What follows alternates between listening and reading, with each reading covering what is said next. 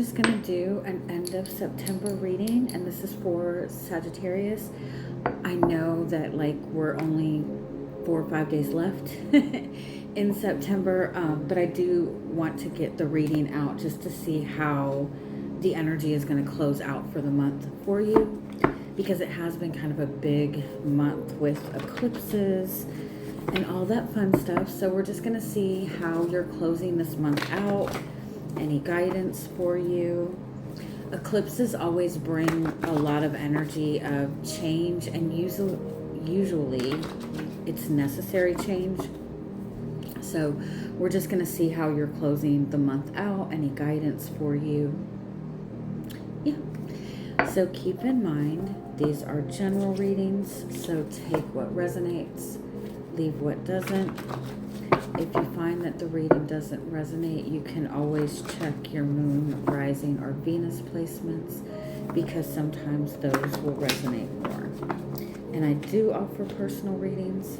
You can get all that information in the description box. All right, Sagittarius.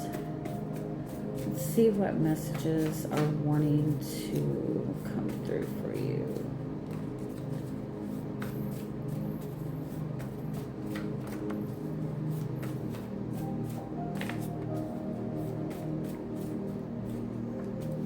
Oh, I like this message. Abundance flows to you when you're having fun. Love flows to you when you're having fun. Less is more, but it's not less in terms of not doing anything, but less less stress, less overworking yourself. Like the more fun you have, the better. The more you are enjoying yourself, the more you are going to receive abundance and love and luck and all of that good stuff. I feel like as you're kind of closing out September, try not to engage yourself in any kind of conflict. Try to just make everything as easy flowing as possible. And again, that's not to say like don't just sit still and do nothing, because you want to be in a space of like joy, but just kind of try to have more fun. Oh, I like that. Oh, this is a really beautiful energy. So you've got the golden egg, the buffalo, and the frog card. So it's like you're in this space of your heart center space opening. You are in a space of like heart center activation. You have set your intentions on something, and I feel like the desires that you have right now, like you have very pure intentions behind it. You have a very pure heart behind it, and it's something that spirit supports. And I feel like you're blessed, and the only thing that you really need to do is just be in the space of like cleansing, releasing, not putting yourself in environments or situations that are heavy or toxic. And also, if you find that you're put in a situation over the next week that is very triggering, just make sure that you don't hold on to that energy. Like, see it for what it is, see it as a trigger, work through it, release it. And I feel like you're in a space of receiving a lot of clarity, and also receiving the new beginning that you are looking for.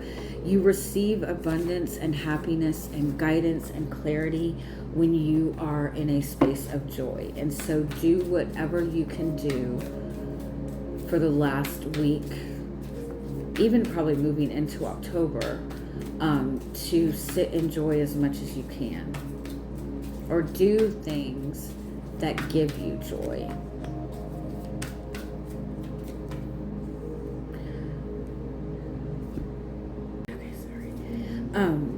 Yeah, you have been through something really difficult.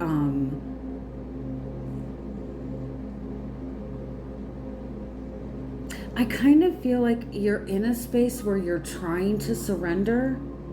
You're trying to surrender, you're trying to relax, you're trying to trust in the flow. And I feel like you're on the verge of such a really, like, it's such a massive shift. It's such a powerful change. And it probably feels uncomfortable. And so you might be like trying to, because you have the tower reversed. Oh, no, it's not. I'm an idiot. It just looks reversed.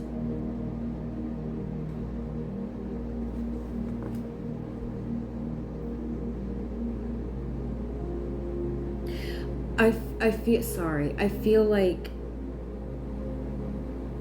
everything is outside of your control right now, which is a good thing. Because I feel like you've been through so much that you really don't need to deal with any more shit, any more drama. I do feel like it's not a comfortable feeling. I do feel like you're, you know, the shift that's happening for you is like a very unexpected thing, and you might feel the need to try to protect yourself or try to control things. Damn, this is good shit though.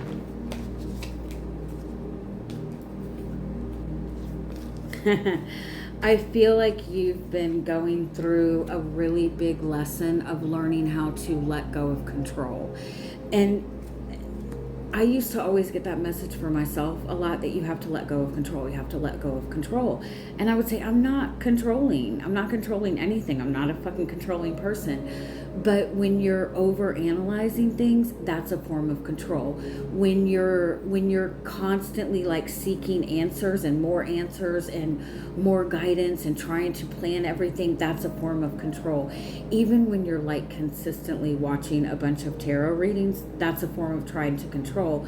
Even though it doesn't feel like it's something that you have control over, you're seeking some sort of answers or validation to like almost validate to you that you're doing the right thing. You know what I mean? So it's like, I feel like you've really been in this, like you're in a really powerful place. And again, I feel like there's something that you're wanting.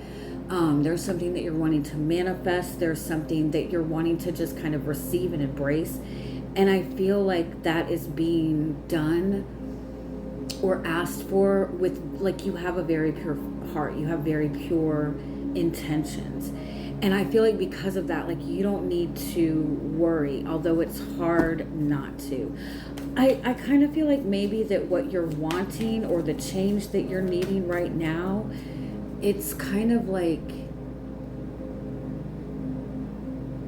it kind of feels like this is something that is like it might feel like a life or death thing to you. And I don't mean that to sound drastic, but it's like you could be dealing with like you lost a job and you're really needing to find another job, and you're really struggling finding that job. And so it's not like you can just relax and trust the process and wait for this to arrive.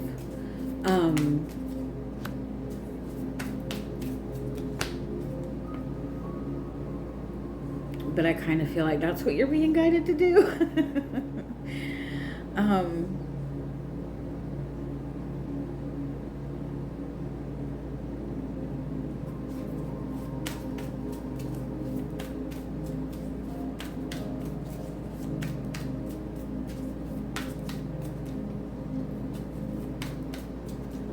Yeah, this is like a lesson. This, whatever you're dealing with,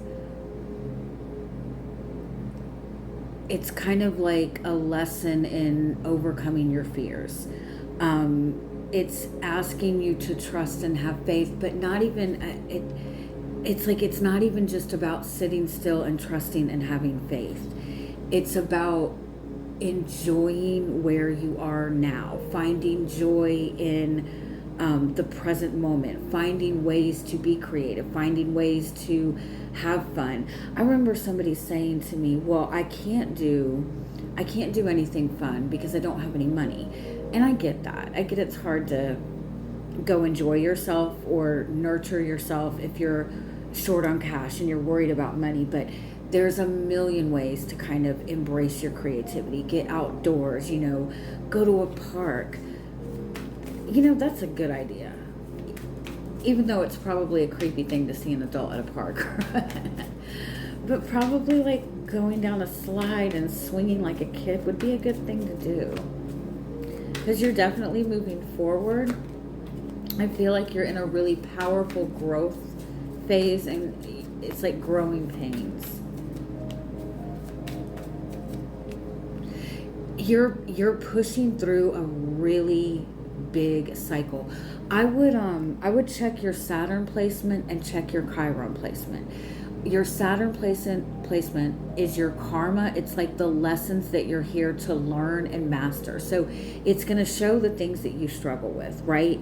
That's what you're meant to try to understand on a deeper level, right? So for example, I have my Saturn in Leo. And so that means my karma is about learning how to confidently express myself without fear, and without need for validation. Okay.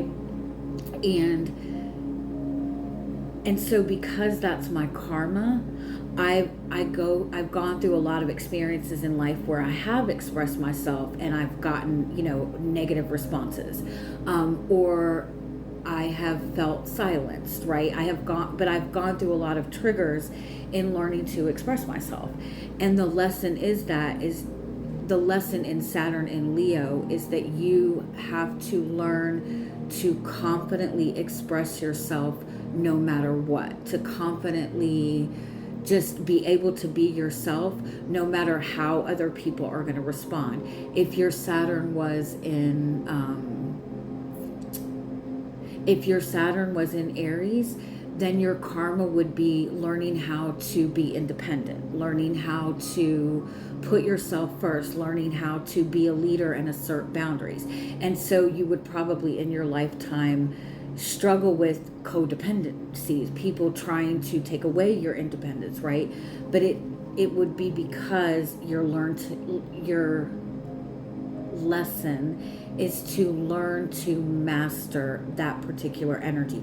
So I would take some time to look at your Saturn placement, and also your Chiron placement, because your Chiron placement will reflect your inner child wound. So that will be a very similar energy. Look at that, and that's gonna show you what your lesson is. I kind of feel like for some of you, I feel like you might have Saturn in Leo,